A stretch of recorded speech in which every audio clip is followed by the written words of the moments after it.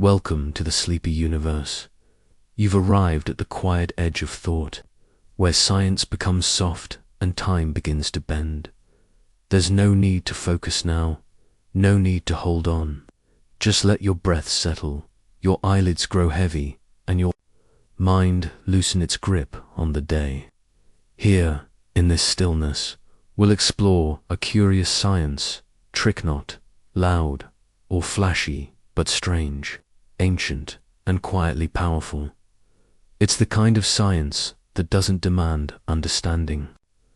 Only wonder, a trick so subtle, it shifts your sense of time, of space, of self, without you even noticing. You won't need to keep up. You won't need to try.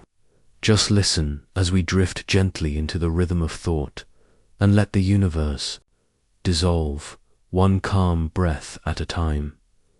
This isn't a story about solving anything. It's a story about letting go, and before long, you'll be somewhere else entirely, asleep.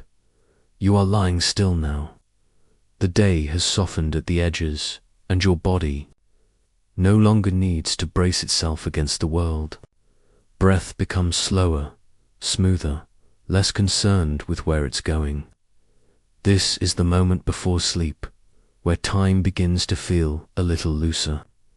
You're still in your room, still grounded, but something about the stillness invites your mind to drift upward, gently and curiously, like a leaf caught in a rising breeze, up above you, far beyond the quiet ceiling and the roof, even beyond the airplanes and weather balloons. Something small and ordinary is orbiting the Earth. It's not bright, it's not dramatic, just a satellite, a careful machine doing its work.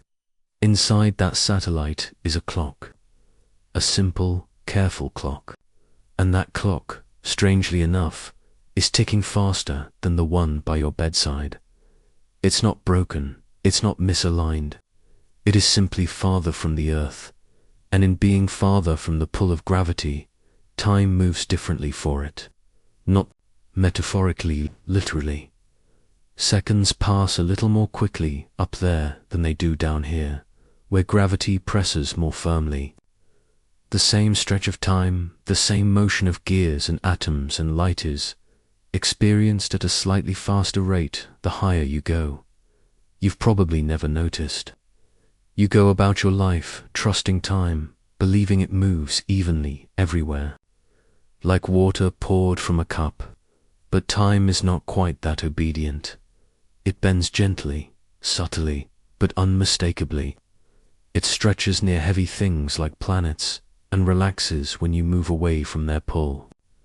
Down here on the surface, you live in a slightly thicker moment, not enough to feel but enough to measure. Enough to matter. Einstein saw this before anyone else truly understood it. He imagined time not as a separate thing, but as part of the same soft fabric as space itself. Where there's mass like Earth, that fabric sags, and clocks closer to that sag run slower, as if trudging uphill through syrup. Farther out, in orbit, where gravity's hand is weaker, the fabric flattens a little, and time flows more freely. That tiny satellite clock, ticking its way through the darkness, is floating on a lighter ripple of time. Imagine floating up to it, slowly, dreamily. You drift through the thinning atmosphere, past the clouds and the weather systems, past the last breath of blue sky into the velvet dark. Below you, the Earth is a gentle marble turning slowly in the silence. Above you, stars seem frozen. And next to you, that clock, steady and obedient, beats out time with a rhythm just a hair quicker than your own. The difference is small, fractions of a second. But given enough time, that difference grows. Days become uneven. Years begin to split. If you could live long enough, or build a clock precise enough, you would see it clearly. And, in fact, we have. We must. The entire global positioning system, The GPS in your phone or car relies on understanding these gentle shifts in time. If we didn't correct for the fact that satellite clocks run fast because they live in lighter gravity, the entire system would become useless in just a day. Your phone wouldn't know where you are. Planes would drift. Ships would be misled. Time, it turns out, isn't just personal. It's practical. But tonight, you're not thinking about GPS. You're simply lying back, floating in this new awareness that time is not what it seems. That even something so steady and invisible, so assumed and trusted, can stretch and flex. Depending on where you are, this idea time dilation isn't fiction. It's been tested again and again, measured by atomic clocks flown around the Earth, observed in particles racing near the speed of light, and lived by astronauts who've aged slightly less than their twin siblings on Earth. There's a quiet beauty in that. Imagine two twins, born seconds apart. One stays grounded, living an ordinary life on the surface of the Earth. The other boards a spacecraft, orbiting gently day after day, far above the world. After a long time, they reunite. They smile, embrace, and notice their watches no longer match. One has experienced more time than the other, not in feeling, but in truth, not in perception, but in reality. One is just a little older, not from memory, but from motion and mass and the shape of space-time itself. This is the boring science trick that warps reality, not with flash or spectacle, but with steady, quiet depth. It's a trick that every satellite must account for, that every astronaut carries home in their body, and that you now carry in your mind as you drift into sleep. You are lying in the deeper part of gravity's well. Up above, the clock ticks faster. Down here, your own moments are slightly longer, slightly thicker, like honey sliding down a cool glass. And maybe, just maybe, that's okay. Maybe this slower time is exactly what you need. You've been racing all day, measuring your hours in deadlines and messages and schedules. But here, in this curved space between waking and dreaming, you have nothing to prove, no one to catch up to, no one to fall behind. The universe isn't in a rush. Time, it turns out, can be patient. And so can you. Your body grows heavier, now not in burden, but in welcome stillness. Gravity cradles you, wraps around you gently, a blanket woven from curved space and stretched time. Above you, the satellite clock continues to tick, slightly ahead, slightly lighter. Let it. You are not missing anything. You are not late. You are simply in your own time, and that time is slowing, softening, wrapping itself around you like a story with no urgency. Let yourself float downward now, into the quiet curve of the Earth's gravity, into the deeper stretch of seconds, into your own perfectly shaped sleep. Time is not passing you by. You are moving through it like a swimmer, through warm, slow, water-guided, supported, safe, and up above, the clock still ticks. But down here, in this bed, in this moment, you are already drifting into a slower, sweeter kind of now. You are lying. Still again, a little deeper now, a little quieter than before. The sounds around you begin to melt at the edges, as though they're part of a distant landscaper, soft breeze, a train far off, a heartbeat that's not quite your own. You're not asleep yet, but the space between thoughts is widening. There is room now, room to drift, to imagine, to understand. Tonight, you board a train. Not a real one, at least not yet. This train exists in a quiet place, a thought experiment passed down from minds who once asked a simple question: What if speed could stretch time? You don't need a ticket. You don't even need to move. Just close your eyes and listen as the world begins to hum gently around you. This train, sleek and silent, glides along tracks that seem to stretch into a horizon made of dusk. It isn't rushing, not in the way you might expect, but it moves fast, so fast that something curious begins to happen. Inside the train, people sit calmly. They sip coffee, they read, they write letters in long, looping handwriting. But from the platform, from where you're watching now, their world seems slower. Time appears to hang around them like syrup, like fog that hasn't decided whether to rise or settle. You blink, they blink, but not at the same rhythm. Something is off, just slightly. This is not an illusion. This is relativity. The faster something moves through space, the slower it moves through time. This idea, strange as it sounds, is not just theory, it is law. Proven, observed, tested. It's not a magic trick, and it's not reserved for scientists. It happens every moment, everywhere. Even now, as the International Space Station whirls around the Earth at over 28,000 kilometers per hour, the astronauts aboard are aging just a little bit more slowly than you are. Not by much, but enough. You climb aboard. The train is silent. Inside, but alive. The walls hum faintly. The air feels oddly clear. You find a window seat, and though the landscape outside flies past with impossible speed, you feel perfectly still. The world moves. You remain now. Imagine holding a beam of light in your hand, a pulse of light that you send straight up, like bouncing a ball on the ceiling of the train.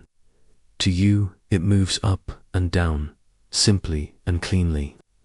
But someone watching from the station, from outside, sees something different. To them, the light moves not only up and down, but also forward, tracing a longer path zigzagging through the air like a thrown spear. And because light always moves at the same speed, whether you're moving or standing still, that longer path must mean something else slowed down to compensate. That something is time. To the observer outside, your clockier heartbeat, your thinking, your conversations all seem to take longer. Not because you feel slow, but because time itself has shifted. You are still you, but you are now gliding through a stretched version of time. This effect grows stronger the faster you go. At the speed of a car, it's almost imperceptible. At airplane speeds, it begins to show up in precision instruments. But on a train like this imaginary, elegant, approaching the speed of light, the effect becomes undeniable. Time, this thing you once thought was firm and fair, begins to yield like soft clay. You close your eyes and listen to the rhythm of the train. It doesn't tick like a clock. It pulses like a heartbeat, low, patient, alive. You wonder what it means to live in stretched time. Would you read a book more slowly? Would your thoughts feel like molasses, or would you not notice at all? Here's the strange beauty. To you, nothing feels different. You are not dragging. You are not sluggish. Inside your frame of reference, everything is normal. You live your moments just as before. But the world outside you begins to fall, waging faster, changing faster, unfolding without you. And you remain in your own time, still and steady. Now imagine years passing. Imagine the train continuing, speeding toward some distant star. When you return, everything outside has changed. People have grown older. Buildings have faded. The earth itself has turned, slowly but unmistakably. But to you, it was a short trip, maybe weeks, maybe days. This is time dilation, not in metaphor, not in storybook terms, but in reality. Time itself is elastic. It can be bent and stretched by speed. And you, lying there in your quiet room, are beginning to feel the stretch of it, now not as distortion, but as peace. You are no longer ruled by minutes. You are simply moving through your own version of time, unique and untouchable. Let's return to your body now. Let's feel what this means, where you are. You may not be on a train speeding through the cosmos, but still you are always moving. The earth spins. It orbits the sun. The sun orbits the center of the galaxy. And through all this motion, time is not perfectly even. It ripples. It flexes. It carries you. Maybe that's why sleep feels the way it does, like a gentle unhooking from ordinary time.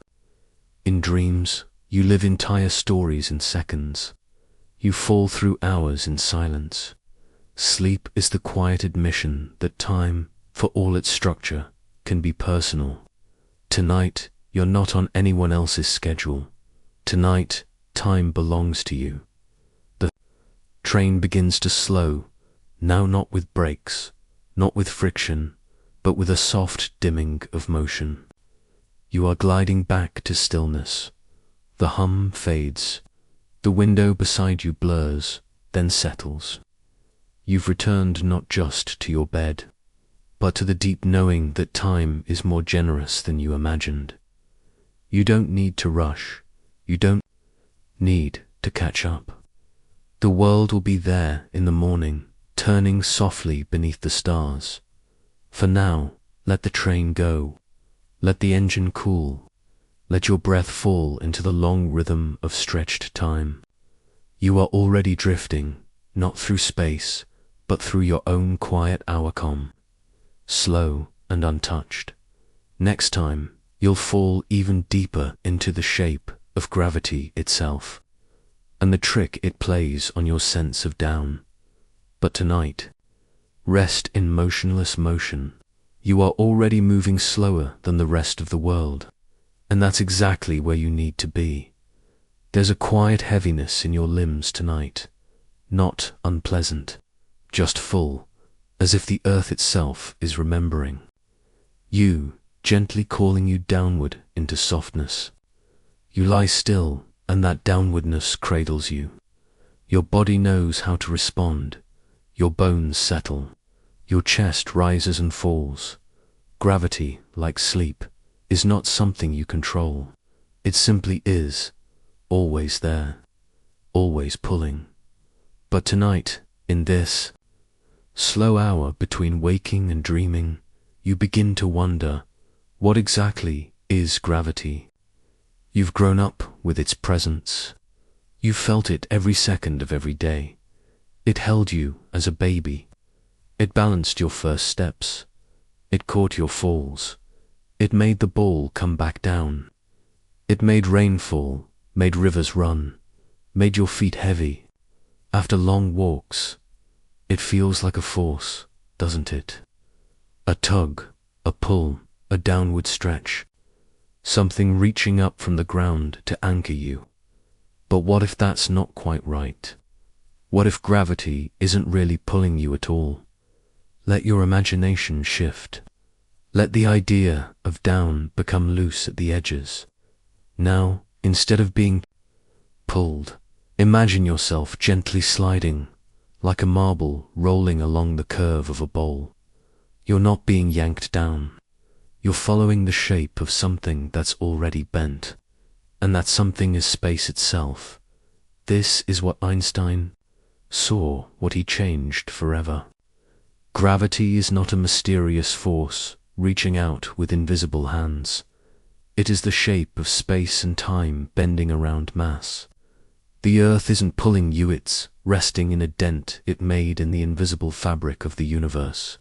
And you, curled up comfortably on its surface, are simply rolling toward the center of that dent.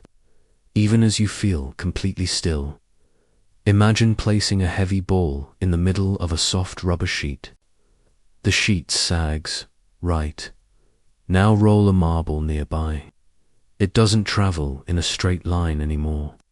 It curves inward, spiraling gently toward the ball. That's what planets do. That's what you do. The sun bends the space around it, and the earth slides along that curve. The earth bends space around it, and you slide downward into gravity's soft illusion. This idea may sound abstract, but it's all around you. When you drop a pen, it falls not because it's being pulled, but because it's following the curved path of space that the earth has bent. When you jump, you briefly defy this shape, but the curve is always waiting. You always return. Let this image lull you for a moment.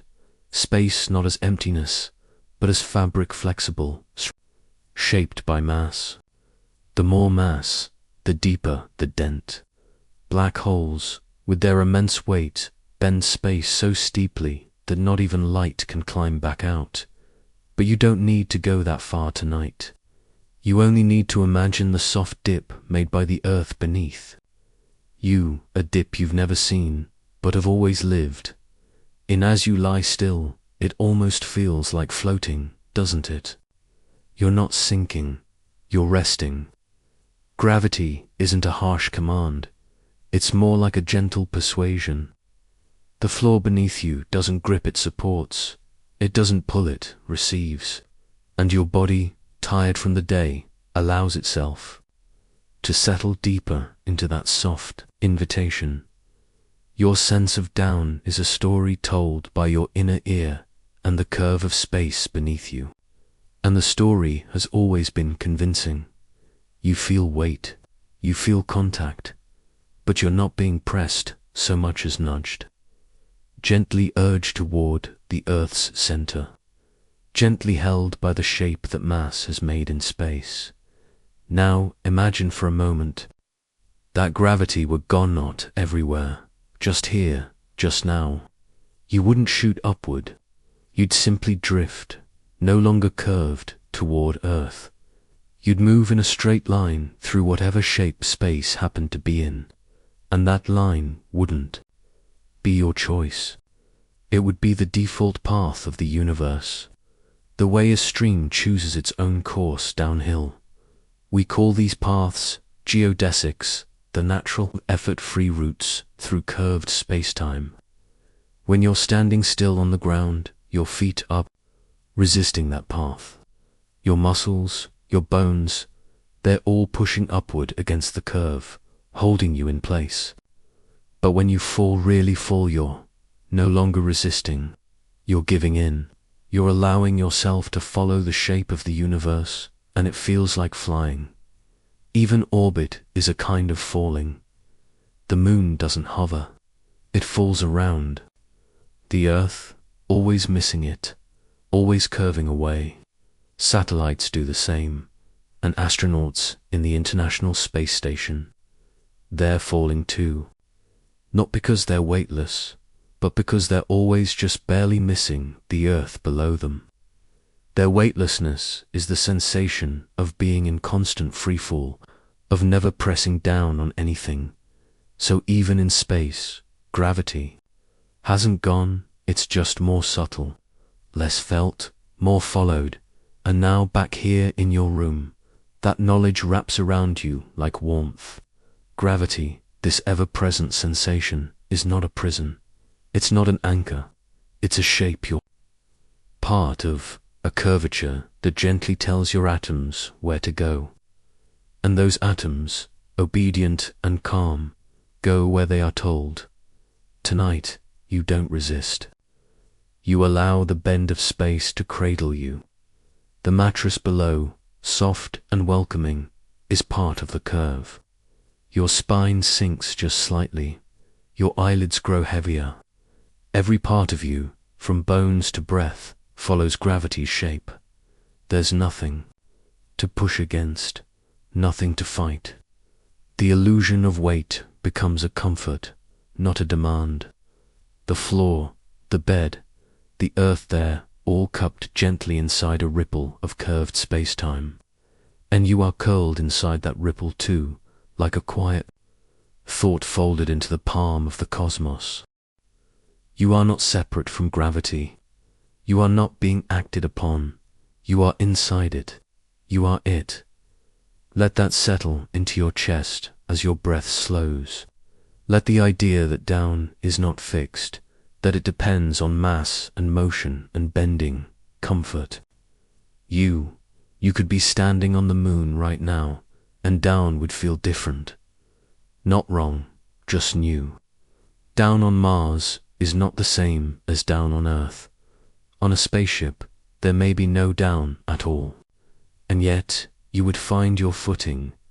You always do. Because your body understands curves. Your body understands balance. Even when your mind forgets, your bones remember. You are not falling. You are following. And the story gravity tells you each night of rest, of return, of releases, a gentle one. It has never been violent. It has never been cruel. It simply offers the path of least resistance, the natural curve, the easy way home. So tonight, as your thoughts grow dim and distant, know this: gravity is not a command. It is an invitation, a quiet suggestion written into the fabric of everything. You are allowed to follow. You are allowed to rest. You are allowed to sink into the curve, into the quiet, into your own private version of down. And down leads not to weight or pressure but to stillness, to sleep, to peace. Long before this moment, long before your quiet bed, your heavy eyelids, your soft breath sinking into the curve of night, there was a man sitting alone with a thought. It was not a noisy idea, not a grand theory, not yet. It arrived, gently, the way some truths do, without thunder, but with weight. The man imagined falling, not in fear, not in accident, but as an experiment. What would it feel like to fall, and nothing else? No wind, no floor rushing upward, no sky peeling away. Just falling, with no resistance. Just floating downward, with gravity removed from sensation. That thought changed the universe. You are lying still now. You are not falling, and yet you can feel the idea taking root. What would it mean to experience gravity and not feel it? The man who asked this, more than a century ago, was not seeking sleep, but his mind wandered the way yours does, now drifting through what-ifs, trailing through quiet questions that most people step over. He imagined a person in a sealed elevator, high above the earth, with no windows, no reference points, only the sensation of being. Now, suppose the elevator began to fall. Not suddenly, not violently, just perfectly, under gravity's influence. Would the person inside feel weight? No, he thought. They would float. They would be suspended, as if gravity had vanished, even though it hadn't. The floor would fall at the same rate as their body. Their feet would never catch it. And from their point of view, they would be weightless, like an astronaut in space. This is not fantasy. This is the principle of equivalence. It sounds complicated, but it isn't. It simply means this: the experience of falling freely under gravity is indistinguishable from the experience of being weightless. The sensation of gravity can vanish, not because the force disappears, but because you and everything around you are moving together in perfect agreement with it. And when that happens, you are no longer resisting the curve of space. You are riding it. You are inside the shape of falling. Tonight, you are not in an elevator, and you are not floating. But your mind can follow the thought. It's a quiet one, but powerful. It whispers that gravity and acceleration are the same thing seen from different sides. that a force you've always believed pulls. You might simply be a shape that you follow. That the ground beneath you is not pushing you upward to keep you still, but that your body is pushing back to avoid the natural curve of motion. The man with the thought his name was Albert knew that this simple imagining could explain far more than weightlessness. It could explain why planets move the way they do, why light bends near stars, why time itself changes depending on how you move and where you stand. From this single, silent image of falling, he would build a new understanding of the universe. A map not drawn on paper, but on the very fabric of space and time. You let the idea sink in. A falling man, floating quietly in a sealed box, teaches us about the stars. The universe, it turns out, is not a place of only numbers and equations. It is a place of metaphors, of deep stillness, of careful thinking that feels almost like dreaming. You don't have to be a physicist to understand it. You only have to listen. The elevator becomes a spacecraft. The falling becomes orbit. The quiet, floating sensation becomes reality. And through it all, the same principle applies.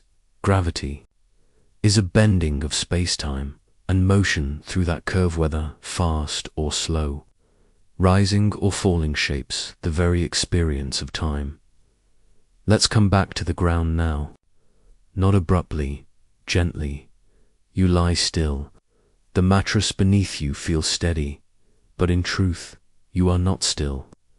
You are spinning with the earth. You are falling with the planet around the sun. You are accelerating with gravity, even when you feel at rest. And the sensation of weight, the gentle heaviness pressing you downward, is only because the ground resists your motion. If the ground were not there, you'd fall freely. And in that fall, you would feel weightless. So much of what we experience is just our relationship to movement, how we are held, how we are supported, how we resist or yield. And in these quiet, floating thoughts, you begin to notice something.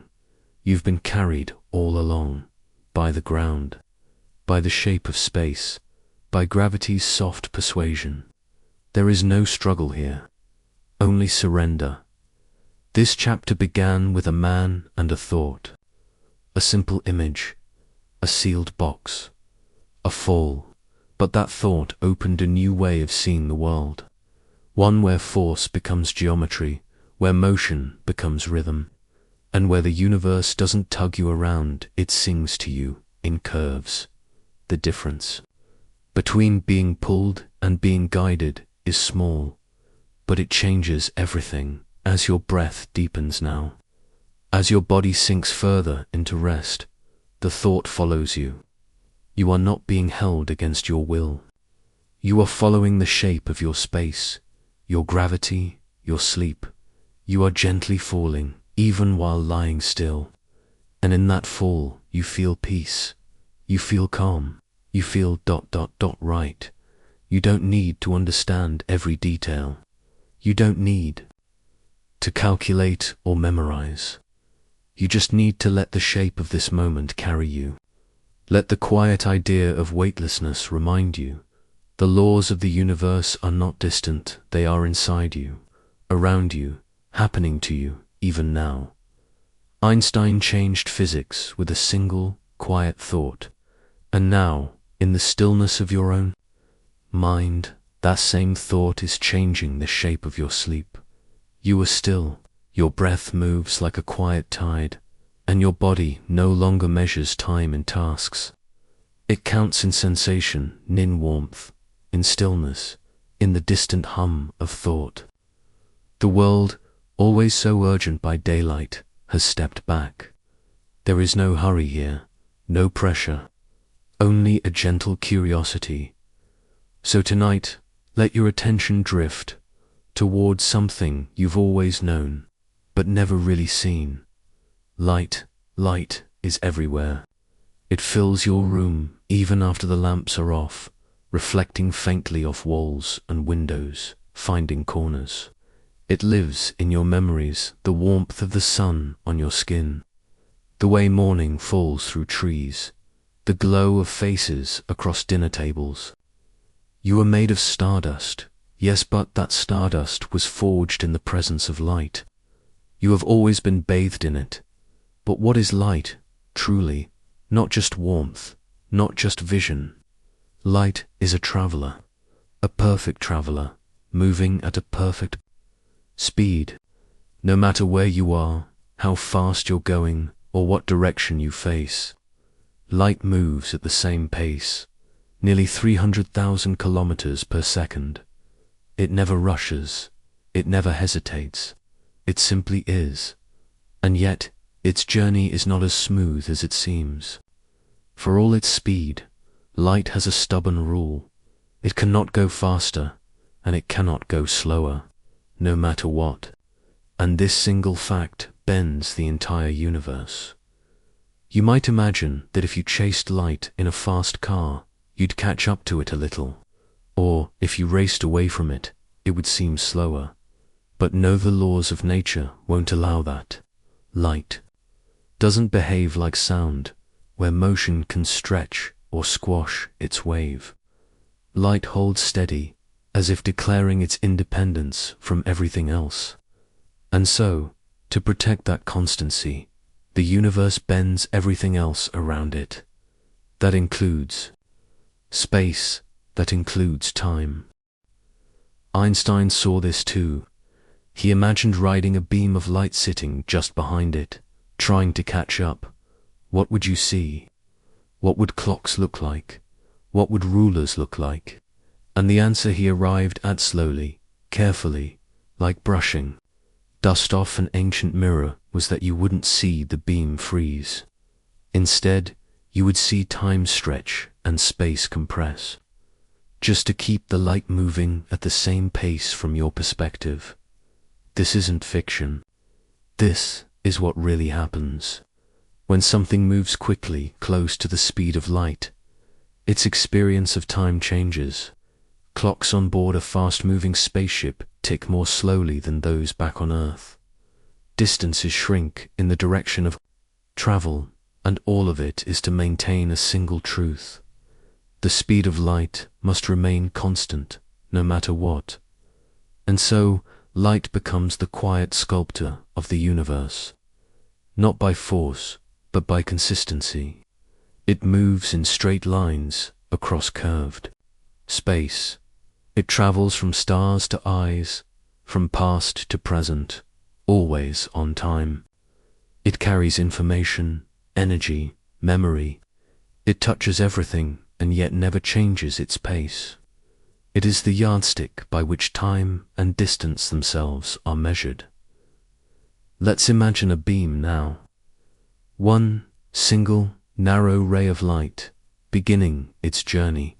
Far away from the surface of a star, perhaps. It leaves its home in silence, sliding outward through space. It does not know how far it has to go. It does not need to. It will simply move. Its path is decided not by preference, but by geometry, the curves of space, the pull of mass, the folds of gravity. As it travels, it bends, not because it chooses to, but because space itself is curved. Light always takes the shortest path, through space, and when that space is bent, the path bends with it. That's why starlight curves near the edge of the sun. That's why galaxies can act as lenses, bending and magnifying the light from objects far behind them. It's not the light that changes, it's the shape of the world it travels through. You begin to see that light is not just an object or a wave. It's a messenger, a storyteller. Everything you see is light's story of how something once was. The stars above you are not as they appear now, but as they were when their light left them years, decades, even centuries ago. Some of the stars you see tonight may already be gone, but their light remains, still traveling, still telling. Even the light in your room, the warm glow that lingers after sunset, carries history. It bounces from wall to wall, from object to eye, each photon recording a moment in time, arriving just when it must. You see because light arrives. You understand because light refuses to delay. And yet, for all its presence, light does not age. It does not experience time.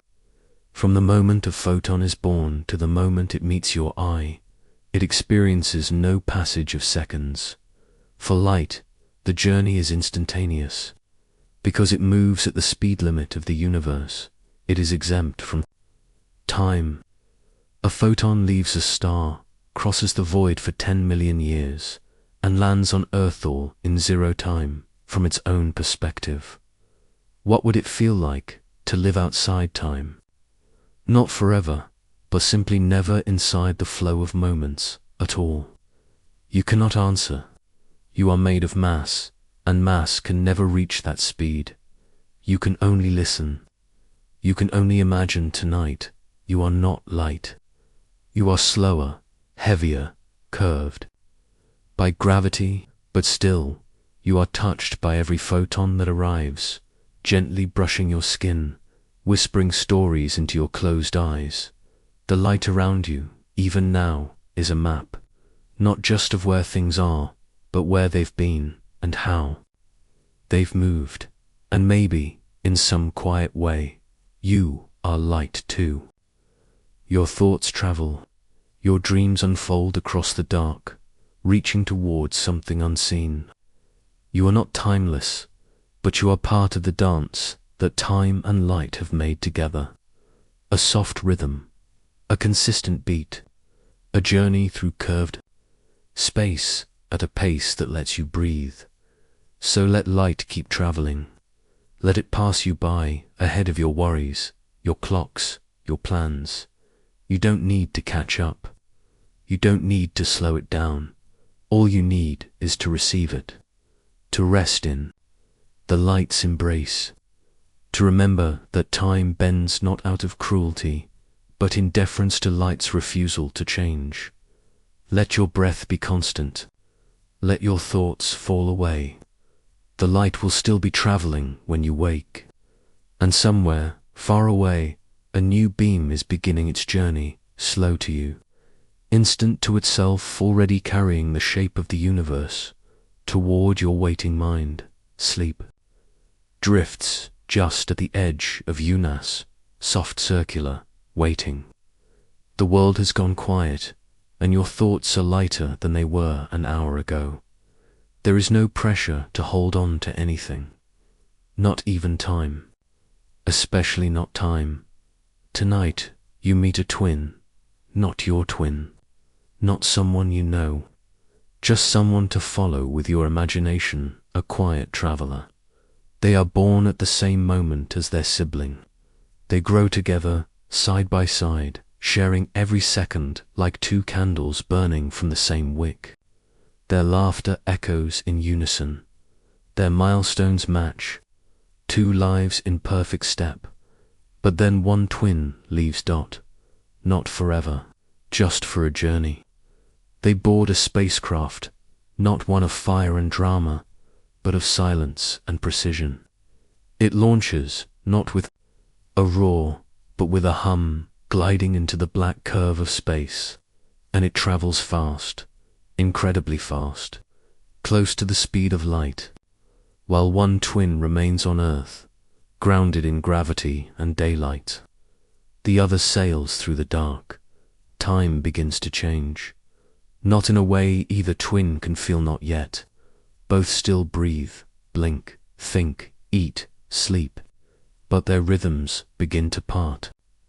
Like two pendulums slightly out of phase, the traveler, moving through space at tremendous speed, begins to experience time more slowly, not subjectively, but physically. The seconds are longer, the clock ticks at a softer pace. Their body ages more gently, all because of speed. This is not science fiction, it's science fact. The effect is called time dilation, and it's baked into the very laws of the universe.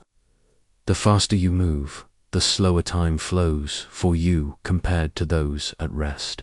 Not because of stress or perception, but because the geometry of space and time demands it.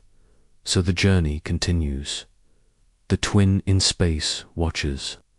The stars drift past like slow fireworks. They read books. They whisper into the ship's quiet corners. Maybe they sleep.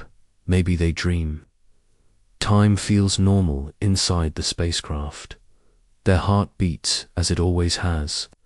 But back on Earth, the world is spinning faster. Seasons change. Cities grow. The other twin ages. When the traveler returns years later, from their point of view, it's different. Not just because Earth has changed. Not just because buildings are taller or music has evolved. It's different because the twin who stayed behind is now older, much older. Their skin creases in new ways. Their voice is deeper. Their time has passed at Earth's pace. The returning twin, meanwhile, has aged much less. They were born at the same moment, but now they no longer share the same clock. This is called the twin paradoxer thought experiment at first, but one that physics confirms again and again. Atomic clocks flown on planes have proven it. Satellites orbiting above you adjust their timing every day because of it. Astronauts, even on short missions, return ever so slightly younger than they would have been had they stayed. This strange reality feels poetic, doesn't it? That time, so often treated as universal, is in fact personal. That your experience of a second is yours, alone shaped by speed, by motion, by where you stand in the world. And so tonight, as you lie still and the twin returns home, you realize there is no absolute clock, no central ticking metronome for the universe, only moments unfolding differently for each of us. The twin who stayed has waited a long time. The twin who traveled feels like they never left, but both are right. Their stories simply moved along. Different curves. Imagine the moment they meet again. They stare into each other's faces, searching for the familiar. One sees a reflection of youth. The other sees a life that passed too quickly, and still they embrace. Time has not separated them. It has only shaped them. You may never ride a spacecraft near the speed of light. You may never return home younger than those you left. But in your own way, you experience time differently, too. When you are busy, it flies. When you are present, it expands. When you are grieving, it halts. When you are in love, it stretches to infinity. Time is not a ruler, it is a river, and your current is your own. Tonight, you rest in that river. No rush, no clock to beat. You are not running late. You are not falling behind. The twin in space has returned, and the reunion is quiet. There is no tragedy in their difference, only awe. Only the realization that time is deeper than numbers that. It bends and yields and listens to how we move, and so, as your breathing slows, let your own time soften. You don't need to match the world's pace. You don't need to be in step with every calendar, every deadline, every ticking clock. You are moving through your own stretch of space, your own version of now, and it is exactly as it should be. Let your thoughts grow lighter now. Let your inner traveler come home, not from a ship, not from a galaxy far away, but from the rush of the day, from the 1,000 little accelerations you've endured, the hurries, the worries, the flights of thought. Return gently to this quiet earth, to the twin who waited, to the bed that never moved. You are younger than your past self expected, older than you imagined, exactly on time, and as you drift, sleep, imagine this. Somewhere out there, a clock is ticking slowly, and it's ticking just for you. The night around you is deep, now no longer a passing moment, but a full presence. You lie wrapped in darkness that feels less like absence and more like space itself. Quiet, vast, comfortable. There is a silence beyond your room, and it stretches farther than your mind can go. Tonight, you drift outward not as a voyager, but as a witness. You are not sailing through stars. You are floating in stillness, watching the universe unfold like a soft breath. Across eternity, and it is unfolding. This idea may seem too large to hold, that everything galaxies, stardust, light, thought is still expanding, still in motion from an origin so far behind it, no one alive can remember it, only feel its echo. The universe is not static, it is not fixed, it is growing. It's not growing into something, there is no outside. It is space itself that is stretching, like a balloon inflating slowly, quietly, always. You are part of that stretch. Every atom in your body rides that flow, not dramatically, not even noticeably, but always. Long ago, most 14 billion years ago, there was a beginning, not a bang like thunder, but an unfurling of potential, a moment when space and time emerged from something smaller than a point, hotter than a star, denser than imagination. It wasn't an explosion in space, it was an explosion of space, and ever since, it's been growing. Galaxies formed and drifted apart. Stars were born, lived, and died in quiet brilliance. Planets took shape, and in one corner, much later, you arrived. You, with your thoughts and your breath and your body that feels so anchored, are riding a wave that began before time had a name. You cannot feel it directly. This expansion is not wind. It is not motion through space, but motion of space. The space between galaxies grows, not because they are flying outward, but because the fabric between them is stretching. Like ink dots on a balloon, the galaxies don't move on their own. The surface between them changes, and it isn't slowing down, it's speeding up. This was a surprise. Scientists once believed the universe's expansion must be decelerating like a tossed ball climbing against gravity, destined to slow, stop, maybe even collapse. But they were wrong. When they measured distant light-faint whispers from ancient stars, they discovered the opposite. The universe is accelerating. Galaxies are drifting away from each other faster and faster. The farther they are, the faster they recede. Not because of momentum, but because something unseen is pushing them. Something not made of atoms or light or heat. Something we call dark energy. No one knows exactly what it is. It doesn't clump like matter. It doesn't glow like stars. It doesn't interact with you directly. And yet, it makes up about 70% of everything. It is the quiet backdrop of existence, the gentle push on the edges of everything. Not violent, not loud, just ... present. You can't see dark energy, but you can feel what it means. It means the universe has no edge, no wall to hit, no center to return to. It will keep growing. The galaxies will keep drifting apart, slowly disappearing from each other's view. The night sky, billions of years from now, may be empty of stars, GH1 carried so far away that its light can never return.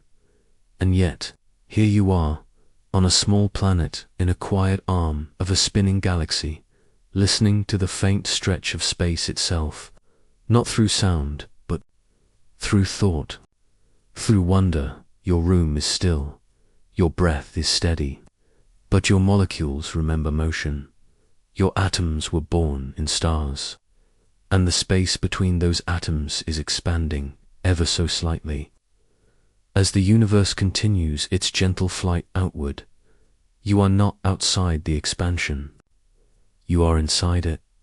This moment, this inhale, this blink, this heartbeat is part of forever, not because it is large, but because it belongs to something that never stops. A growing tapestry of being, stitched together by time and carried forward by a force no one can see. Some worry about what this means, about an ending too quiet to notice, about a future too cold and slow to feel real. But you don't have to go there tonight.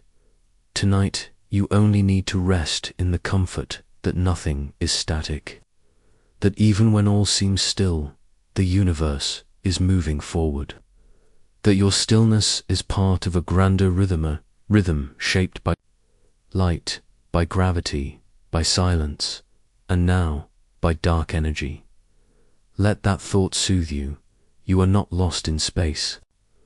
You are not separate from its direction. You are floating gently on the edge of something infinite, not falling off, but being carried. The edge of forever is not a cliff. It is a shoreline, expanding with every second, and you are curled in the sand. Perhaps one day the stars will fade from the sky. Perhaps one day space will grow so large that nothing new can reach you. But tonight you are surrounded by ancient light, wrapped in warmth from the inside of stars, held by gravity and pushed by something unseen. You are not drifting alone. You are part of the unfolding. The future is wide. It does not close behind you. It stretches. It allows. It awaits. So sleep now, gently, on this edge of forever. The night is expanding with you, and the distance between thoughts, like the space between galaxies, is growing softer, quieter, and ever more calm. You've traveled so far in thought across curved time into weightless space, past drifting galaxies. But tonight, your journey turns inward, not because the cosmos is too vast, but because you are vast too. You lie still, and beneath your stillness, something pulses, gently, consistently. It is not loud. It does not call attention to itself, but it is there, rhythmic, living yours, your heartbeat. It is not just a drum. It is a compass, a reminder that time does not only stretch through the stars, it flows through you. Each pulse is a wave of warmth, a message whispered through your arteries. You are alive, but there is more beneath your skin than blood and rhythm. There is an entire universe layered, delicate, complex, a cosmos inside, made not of stars and galaxies, but of cells and signals, fibers and fluids. A world shaped by biology, yes, but also by balance, by coordination, by quiet miracles happening. Every moment without your command. Let's begin where the rhythm begins. Your chest, behind bone and breath, where your heart rests in its soft cradle. It is a muscle, yes, but more than that, it is a conductor. Every beat sends waves through branching rivers' arteries that split and narrow, delivering motion to every corner of your body. But your heart is not alone. It is guided by electric pulses originating from specialized cells. These cells do not sleep. They fire on time, every time, setting the pace of your life, and your body listens. Every cell, every system, every part of you waits for that cue. Muscles receive nutrients. Because of it, your brain gets oxygen because of it. Even your thoughts this very moment of wondering are made possible by the rhythm beneath your ribs. But the body is not just listening, it's also talking. Nerves stretch like filaments through your tissues, carrying messages in both directions. They monitor pressure, they report tension, they suggest adjustments, and your heart adapts, slows, speeds, pauses, speaks. This is not a machine. This is harmony, and surrounding that harmony is another layer, one smaller than your cells, but no less vital. Your microbiome. It sounds like science fiction. Trillions of microscopic organisms living on and inside you, but they are real, and they are yours. More than bacteria, more than passengers, they are partners breaking down food, training your immune system, shaping your emotions.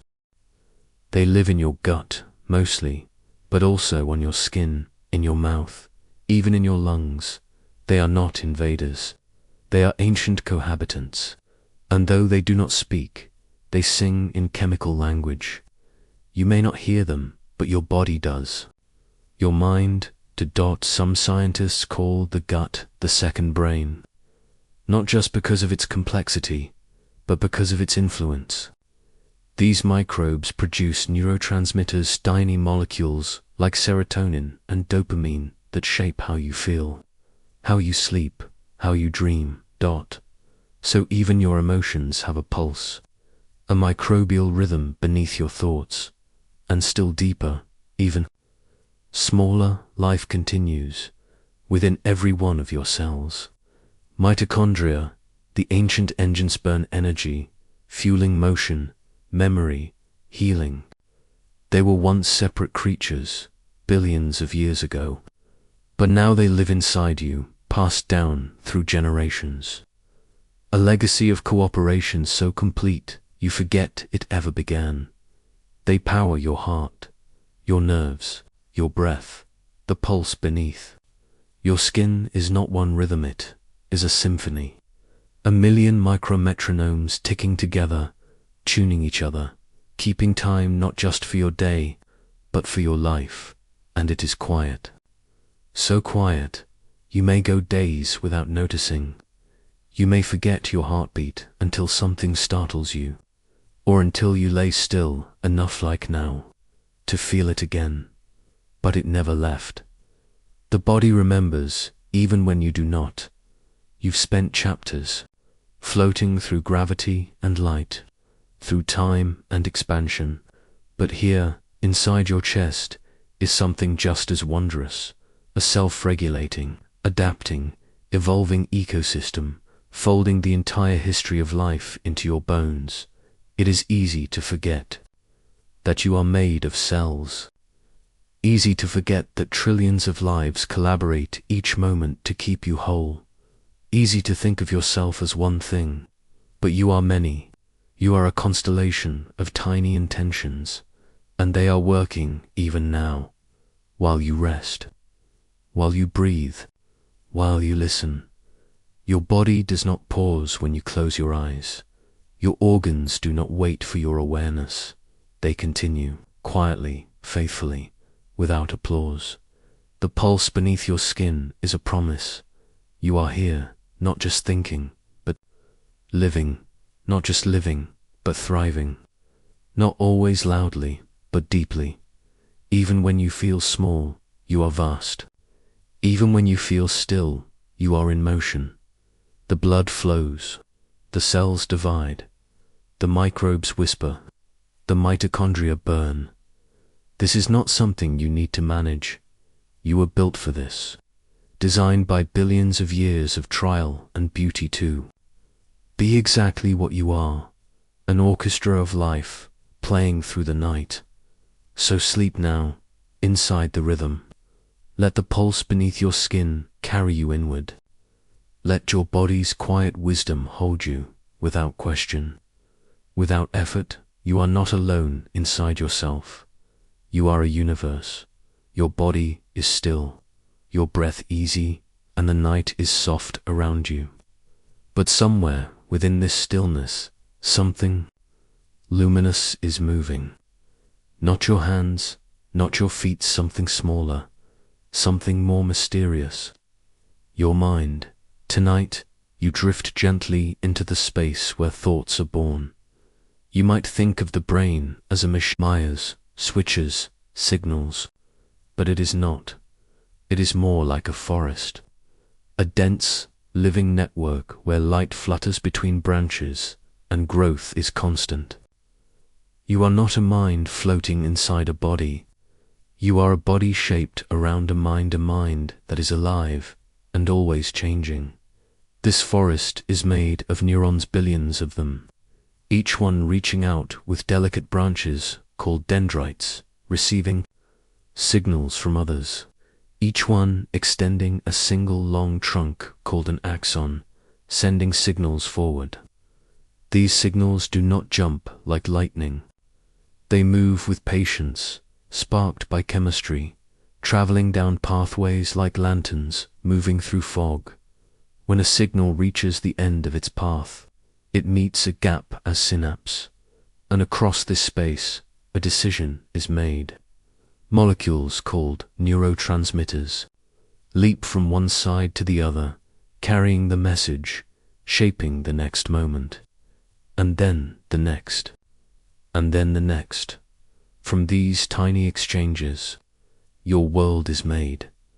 Every thought you've ever had, every memory, every feeling, every flicker of awareness was born from this dance.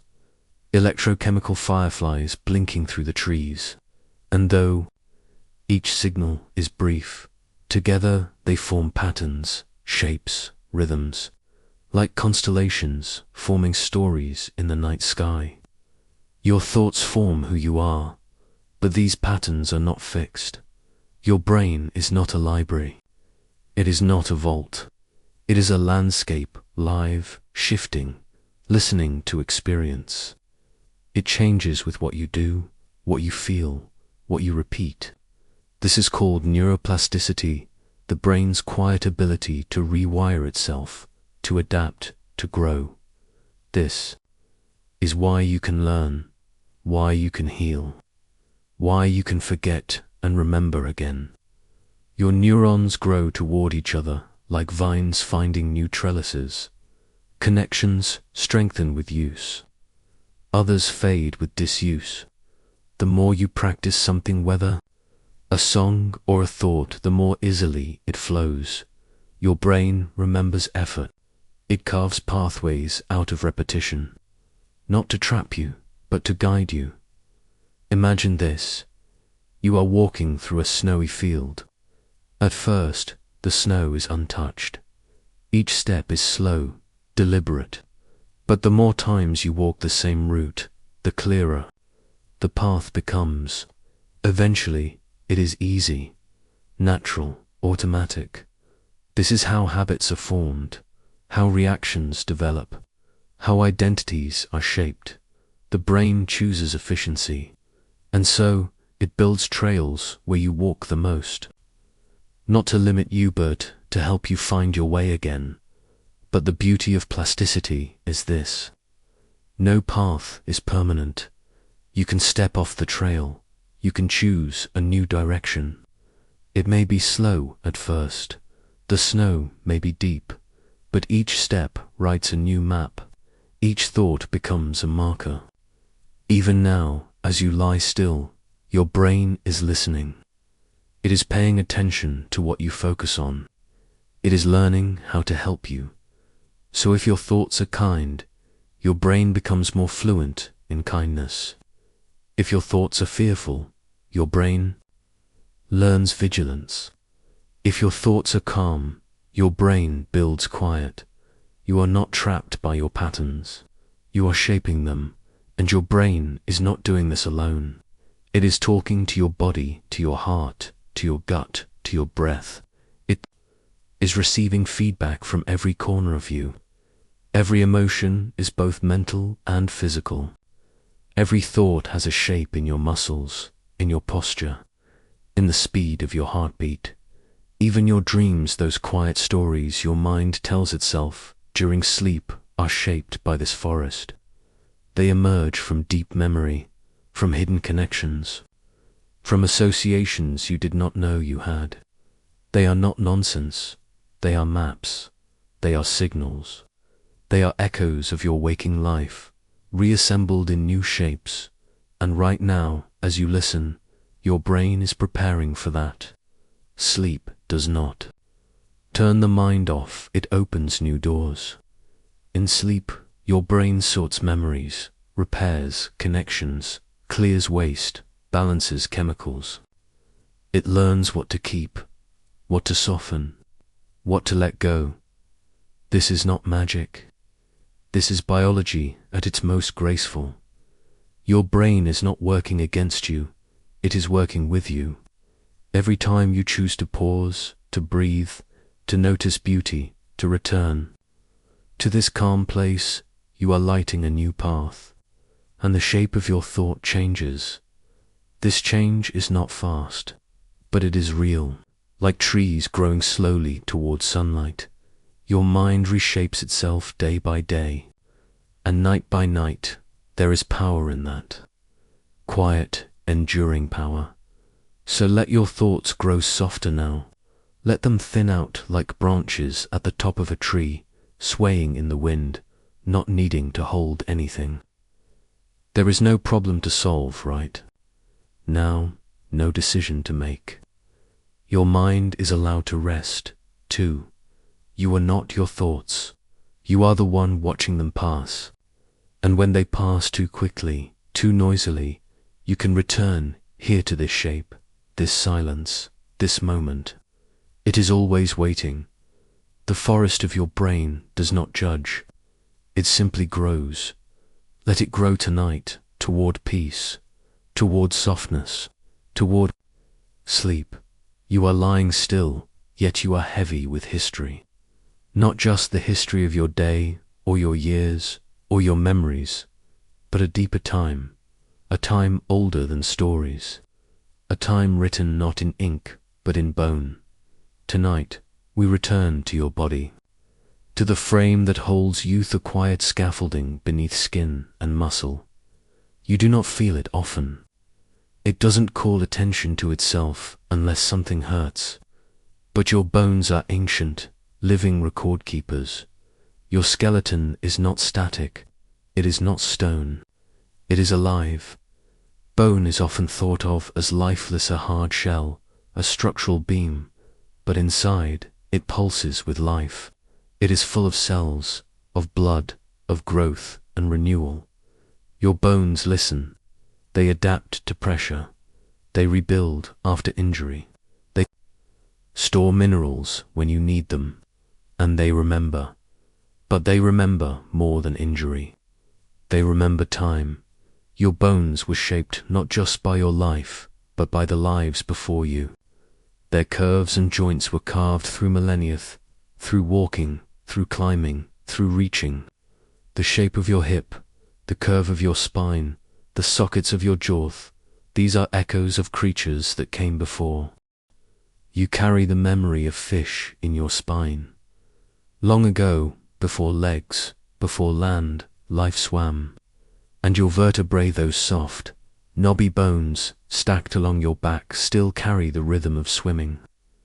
They are flexible, segmented, like the motion of something gliding through water. And when you stretch or twist or curl to sleep, you are moving in the ancient way. Your hands remember the trees, the grasp of your fingers, the opposable thumbs, the sensitivity of your palms. These are gifts from our boreal ancestors, whose lives depended on holding, climbing, balancing in branches. You do not swing from limbs anymore, but the neural maps in your brain still give disproportionate space to your hands, because they are so rich with possibility. Even your jaw, the hinge that lets you speak and chew, and yawntles, a story older than breath. Bones from creatures long gone, fused and shifted to make the structures you use now. Every syllable you whisper into the night is shaped by evolutionary compromise, and deeper still, in the marrow of your bones, blood is born. Every second, your body creates millions of new cells, crafted in dark, spongy chambers within your skeleton. The marrow is not passive. It is a factory, a furnace, a garden. The life in your blood began in your bones. Your bones carry calcium, too, not just for strength, but for memory and muscle. Calcium flows into your nerves, helps your heart contract, allows your fingers to move. And when your body needs it, it calls upon your bones like a reservoir. They respond, they give, they replenish, and even in death, bone endures. Long after, muscle fades, bone remains. Fossils are not just rock, they are records. Preserve time. The skeletons of ancient animals, unearthed after millennia, speak to us across silence. They whisper, "We were here. We carried life to your bones, are younger than those fossils, but older than you think." The cells renew, but the shape holds steady. Inside you walks a museum, an archive of form, honed by extinction, survival, adaptation, and care. And then there is the deepest memory of all, the one written in code, your DNA tucked inside. Every one of your trillions of cells is a molecule so rich with memory it folds time like paper. Your genes are not blueprints. They are instructions for responding, adapting to stress, building proteins, switching on or off depending on your world. But the code itself, it is ancient. Much of your DNA is shared with every other human. Much of it is shared with every other mammal, even with plants, fungi, bacteria. The fact that your cells divide the way they do, that your body reads a 4-letter alphabet to make you whole, that's because of a molecular language written billions of years ago. Your body is not just yours. It is a library built by life, and in some way that makes you eternal. You will not live forever. Your body will rest one day, deeply and fully. But the patterns inside your proteins, your instincts, your shapes have lived before. They may live again, not as reincarnation, not as myth, but as continuity, as biology. You are part of a thread that does not break. You've flown through stars in your thoughts. You've bent time and chased light. But tonight, you rest in something more intimate. You rest in your bones, in the quiet memory they hold, in the deep time they carry. Let your shoulders sink a little now. Let your spine lengthen gently. Feel the curve of your ribs, the weight of your hips, the lightness in your fingers. This frame is not a cage. It is a home. It holds your organs, your breath, your past. It is not in the way. It is the way, and while you sleep, your bones will still be listening. They will keep making blood. They will keep offering minerals. They will keep holding you together. You do not need to remember your ancestry. Your body already does. Let that comfort you now. Let it soften the edge of loneliness, the fear of forgetting, the pressure to be new. You are not new. You are ancient. You are continuation. You are a branch grown from a forest that has never stopped growing. Sleep now. Within that forest, sleep in the deep time of your body. You are still again, held in the hush of late night, where time seems to stretch like warm silk. The room has not changed, but something inside you has softened. A quiet part of your mind has loosened its grip, and in that release, you feel something rare ease. Tonight, we talk about endings, not sad ones, not final ones, but the kind that make space, the kind that are natural, the kind the universe has known since its first breath. Let's talk about entropy. Entropy is not disorder. It is not chaos. It is the measure of change, of spread, of possibilities. It's what happens when things are left to unfold freely. Ice melts, smoke rises, sand scatters, music fades. You may have felt it as mess, as loss, but entropy is not brokenness. It is honesty. It is the natural flow of energy from where it is concentrated, contained to where it wants to go free, balanced, even. Think of a drop of ink in water. At first it is dense, a swirl of meaning, but leave it alone and the ink spreads. Not because it was ruined, but because the water allowed it. Because there were more ways for the ink to be diffuse, gentle, part of the whole. The universe is like that too. It began in a low entropy state, hot, dense, structured, but every moment since has been a soft letting go. Galaxies drift, stars burn, heat moves from one body to another and never fully returns. It's not waste, it's transformation. Every action, every heartbeat, every breath, every beam of light adds to that shift. And here's what's beautiful about it. This flow allows life. Life emerges in pockets where energy can move, where contrast exists, where there is room to rearrange. Without entropy, nothing would change. There would be no wind, no weather, no tides, no cells building proteins, no thought, no memory, no sleep. Entropy is not the enemy of life. It is the canvas, and it teaches us a lesson in softness. You do not need to hold everything tightly. In fact, you cannot. Your body lets go constantly. Old cells die, new ones form, heat escapes your skin. Memories fade and make room for new ones. The brain forgets not to punish you but to keep you light.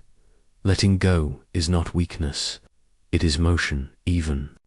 Your breath so simple, so vital follows this rhythm.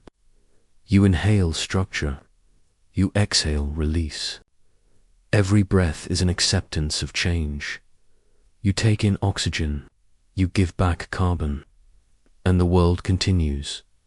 Entropy also explains why things fall apart, why buildings decay, why tea cools, why perfect systems unravel. It is not failure, it is the price of time. And yet, within this soft crumbling, there is a kind of art. Entropy doesn't demand destruction. It creates openness, flexibility, a way for systems to shift, to yield, to reorganize. Trees shed leaves, not in defeat, but in preparation. Muscles relax, not in exhaustion, but in trust. Thoughts dissolve, not because they are wrong, but because they've finished what they came to say. You do this too. You've grown. You've changed. And sometimes you've clung to things no longer meant for you, expectations, identities, old patterns. But entropy reminds you that nothing stays pressed into shape forever. Not because it wasn't beautiful, but because it's ready to become something else. Even stars let go. When a star exhausts its fuel, it doesn't disappear in shame. It collapses, quietly, into a new form, maybe a white dwarf, maybe a neutron star, maybe a black hole. It doesn't resist the transformation it becomes. You are not a star, but you are allowed to change too. There are seasons in your mind, in your beliefs, in your relationships, and the moment you stop holding everything still, you begin to move. You begin to feel the grace of entropy, not as decay, but as drift, as permission to breathe differently. So tonight, if something inside you feels tired, a thought keeps circling, if a feeling has overstayed its welcome, fight it, let it blur, let it spread, like ink in water, like warmth into air. You don't need to solve everything before sleep. You don't need to be the same person in the morning. Your mind, like the universe, will continue reshaping itself, and in that reshaping is a kind of rest, a kind of wisdom, a kind of peace. Entropy does not ask you to give up. It invites you to adapt, to become softer, more fluid, more honest with what you carry. So let your muscles relax now. Let your jaw unhinge. Let your eyes close without effort. You are not broken. You are becoming simpler. You are energy moving from one beautiful state into another.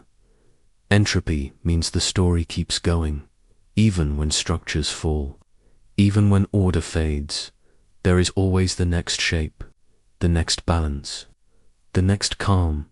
Let yourself drift into that calm. Let the edges of thought dissolve. Let your mind forget its corners. You are not falling apart. You are becoming free. The universe began with a letting dash go, and here you are. Let go to dot. The night has deepened. Your body is quieter now, almost transparent in its stillness. Thoughts come slower, as if wading through warm air. You've released. The day softened into your bones, breathed into the rhythm beneath your skin. And now, all that remains is this. Space. Not the kind between stars, but the space inside everything tonight. We shrink. We follow reality down to its smallest pieces, not out of urgency, but curiosity. What is beneath the visible? Beneath cells, beneath molecules, beneath atoms. What is the smallest something? A particle, perhaps, but the deeper you go, the stranger it gets. You are taught to think of particles as points, tiny dots, bits of matter, like grains of sand too small to see. But the truth is particles are not points. They are not even things. In the way we understand things, they are behaviors. They are possibilities. They are both waves and particles, depending on how we look. This is the quantum world. It is not a separate place. It's here everywhere. In your skin, in your breath, in the light bouncing off your closed eyelids. The laws of quantum mechanics govern all matter, but they only reveal themselves clearly when things get very, very small, smaller than atoms, smaller than protons and neutrons, down to quarks and electrons, building blocks with no shape, no surface, no solid edge. They do not sit still. They flicker. They blur. They exist in probabilities. It may feel strange, this idea that the universe is made of uncertain things, but it's true. An electron doesn't orbit like a planet around a sun. It hovers. It exists in a cloud of likelihood. Only when you measure it, observe it, does it pick a place to be. This isn't just metaphor. It's physics in the double-slit experiment. A single particle of light or matter, when unobserved, behaves like a wave interfering with itself, creating patterns, but when observed, it behaves like a particle. As if the act of watching collapses its spread into one choice. What does this mean? It means reality is not just out there. It's also shaped by the way it's touched, seen, experienced. It means the tiniest pieces of you do not commit to being until the world engages with them, and somehow that feels very human. You are not always one thing. You are potential. You are many paths. You are capable of contradiction, of being still and moving, known and unknowable, particle and wave. You are allowed to change depending on how you're seen, how you're held, how you're met. This isn't indecision, it's possibility, and the quantum world is full of it. Particles that tunnel through barriers, particles entangled across, space-linked, so that changing one changes the other instantly, no matter how far apart they are. Einstein called it spooky action at a distance, and yet it is real. The The universe is not made of fixed pieces. It is made of relationships, everything. That seems solid is mostly space. Inside atoms, there is emptiness. The nucleus is tiny. Electrons float in clouds. And yet, from that ghostly structure, you are built. You, your body, your voice, your memories, the result of vibrations in empty space, the table you rest, your hand on, mostly nothing, the pillow beneath your head, a dance of repelling forces. Solidity is an illusion of proximity. Everything is energy arranged in patterns, and at the heart of that energy, a silence. Not a silence of nothing. A silence full of potential, the same way a musical note is born from still air, or a dream is born from rest. Particles arise from the vacuum, from the quantum field, from the shimmering uncertainty that underlies everything. Even now, your body is humming with quantum motion. Electrons shift, neurons fire, molecules vibrate. None of it is happening with perfect precision. But that imprecision is what gives the world its richness, its warmth, its life. There is no need to grasp it all. Not tonight. You don't have to. Imagine quarks, or entanglement, or wave functions clearly. You only need to feel this. Even in stillness, everything dances. Even in simplicity, there is depth. Even in sleep, the universe continues. And it does so in the smallest, softest ways. Particles don't shout. They don't make bold entrances. They flicker, they whisper. They wait for you to look, and then they become. So let yourself be a particle tonight. Not pinned to a single thought. Not defined by a single shape. Let yourself blur a little. Let your mind rest in uncertainty, in openness, in quantum calm. You are not a point. You are a cloud, a wave, a field of unfolding potential, and it is. Enough, no need to collapse into one answer. No need to fix yourself to one identity. Tonight, you are many. You are scattered starlight, folding softly into possibility. You are the smallest thing and yet part of the largest story. Sleep in that paradox. Sleep in the space between certainty and wonder. You are hovering now somewhere between waking and sleep. Your thoughts drift slower, rounder, like planets, in wide orbits. You are not trying to reach a destination anymore. You are simply moving with space. And tonight, you find yourself at the edge of something vast. Not an end, but a boundary. Tonight, we approach the horizon that hides everything. The event horizon of a black hole. The name sounds heavy. It suggests something final, something devouring. But let's soften it. Let's see the black hole not as a monster, but as a threshold. A place where the laws of physics lean too far forward, and time takes a step no one can follow. Start with gravity. You already know its touch. You feel it every time your body pulls gently into your mattress, every time your breath sinks into your lungs.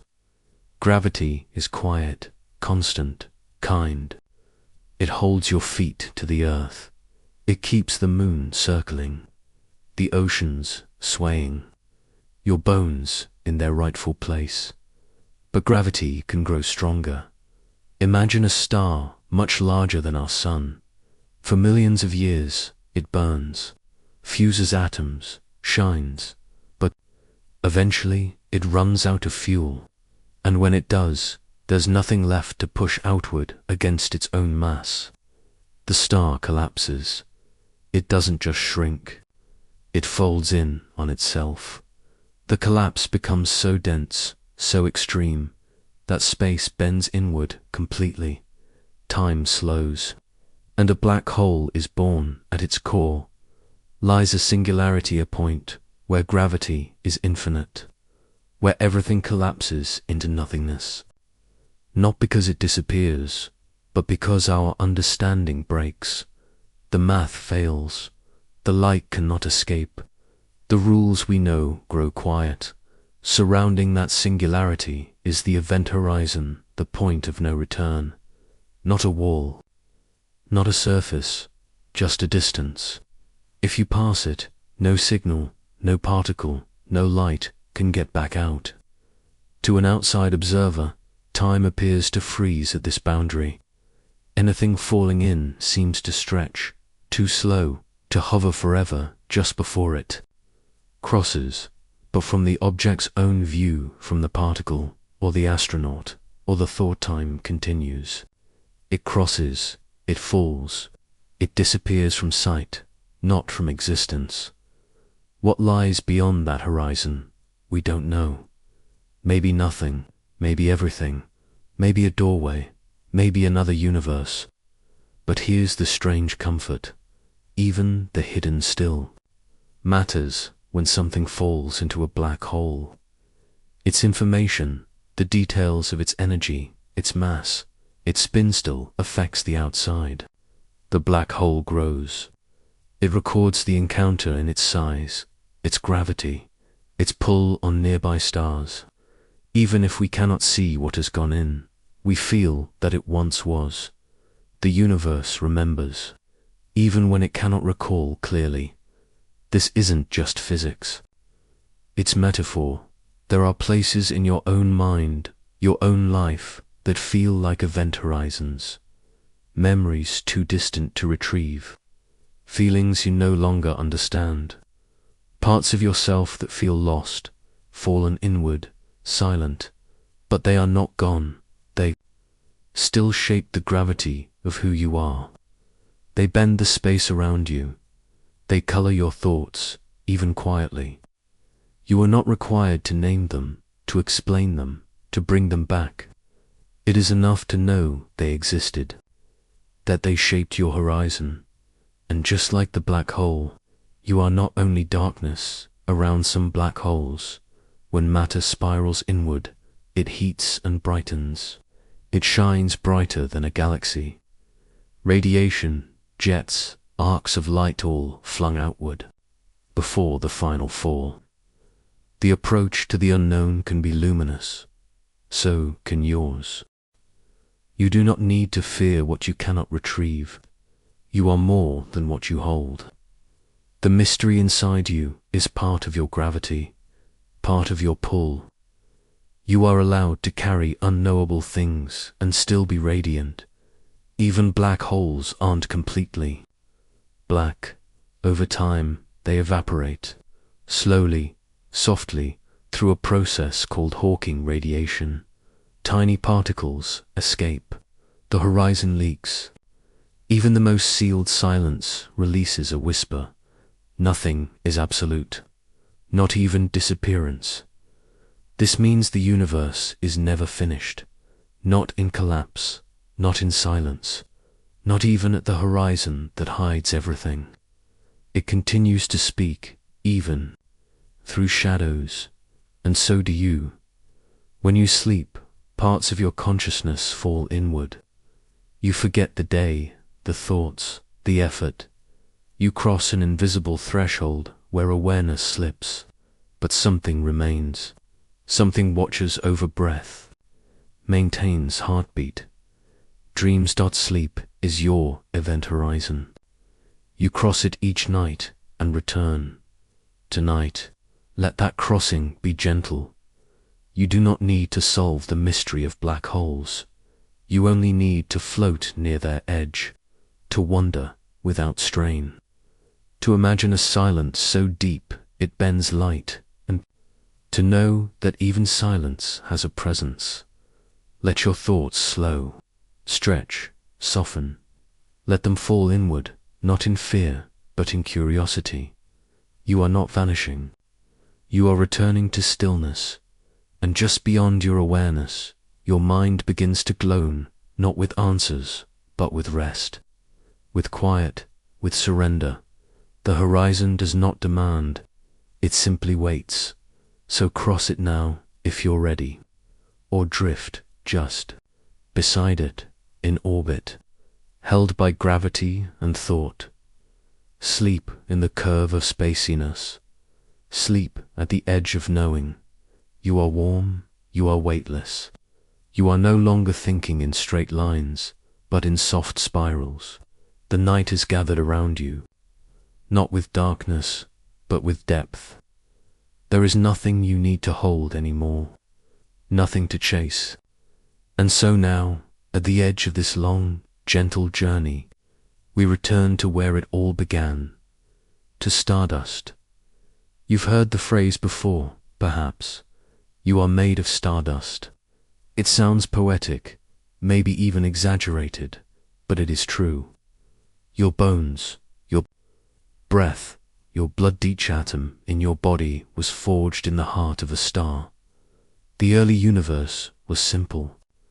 Just hydrogen, helium, and a little bit of lithium light elements birthed moments after the Big Bang.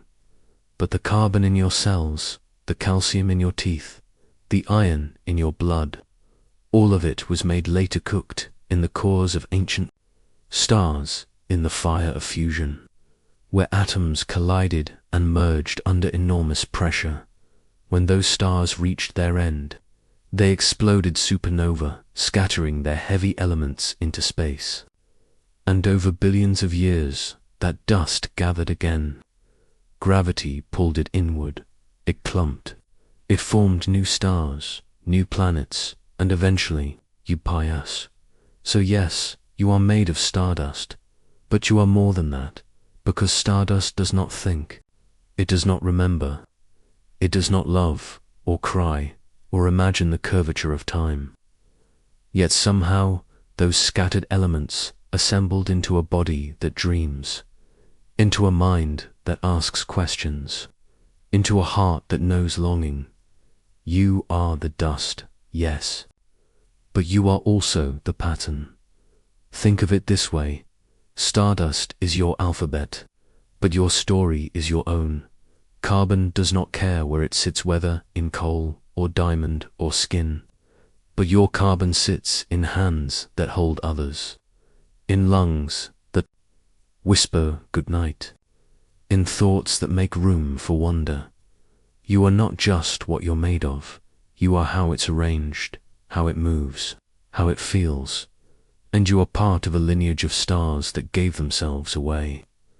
Each time a supernova scattered itself across space, it made a sacrifice that allowed life to become possible. That sacrifice is written in your DNA, in the calcium of your jaw, in the oxygen in your veins, and yet, those same atoms will not always belong to you. One day, long from now, your body will return to the world, to soil, to air, to water. The elements will be borrowed again, maybe, by a tree, or a stream, or another person. And that is not a loss. It is continuity. Just as you inherited the stars, so too will something inherit you. But tonight is not about endings. Tonight is about the quiet miracle of now, of the fact that for this brief stretch of time, the universe arranged itself into a shape that could feel, could rest, could sleep. You are not separate from the cosmos. You are a version of it, the part that noticed it existed. You are the universe, looking inward, and even more than that, you are a witness to beauty, to time, to science, to the slow unfolding of galaxies and of yourself. That witnessing is sacred. It turns matter into meaning. Tonight, your eyes are closed, but your awareness drifts through all you've learned. You felt the slowness of time, the silence of bones, the shape of thoughts. You followed entropy as it spread, and particles as they flickered, and black holes as they hid. You've touched both the infinite and the invisible, and through it all you have remained. Still, curious, soft, there's something else the stars cannot do. They cannot rest. They burn until they break. But you can sleep. You can enter the gentlest state of all, a return to silence, not through collapse, but through peace. A surrender not of light, but of attention. You do not go out, you simply go inward. And what a beautiful gift that is, to pause, to let your atoms hum quietly, without narrative, without goal. To remember that existence is enough. You are made of stardust, but you were also made of stories, of breath, of the quiet decision to keep going, of every laugh and ache and yes that shaped you. You are made of structure, but also surrender. You are made of ancient atoms, but also new choices. You are made of chaos, but also calm, so sleep now, in full knowledge of your material truth and your intangible grace. Let your stardust settle, let your story breathe, let your atoms remember where they came from, and let your heart remember what they've become. There is no greater peace than knowing you are small and wide and temporary. And enough, and now you've drifted far. Time no longer runs in lines. Space no longer holds edges. Even your sense of self, so often tethered, has softened into something slow and light. The science didn't demand answers. It simply asked you to feel, to wonder, to rest. You've followed a quiet thread through the folds of reality, through gravity and thought, through particles and memory. And now you've arrived at something simpler than understanding. Stillness. Let your breath stay. Slow.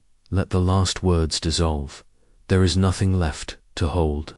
You are weightless, timeless, gentle. You are asleep.